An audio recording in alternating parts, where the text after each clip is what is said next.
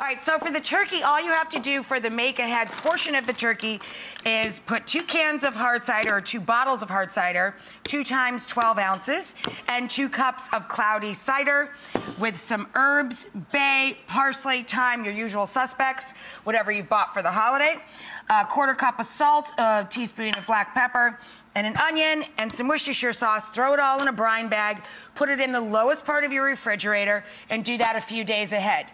Day of, all you gotta do, take the bird out, put it on a flat pan, and look how this bird is shaped. He's flat, right? That's called a spatchcocked bird. All it means is the spine was removed. Your butcher can do this for you, and it means that this turkey will cook in 1 hour at 450 degrees, which means that you can sleep until you want to get up. Yes.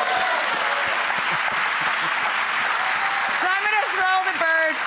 I just greased the top with a little oil, or you can spray it down with a little cooking spray, or you can rub it with some butter. Put some fat on the skin so it gets nice and deep golden. Throw it in the oven and do not mess with it. An hour later, it should be perfect at 165. Both the white and the butter.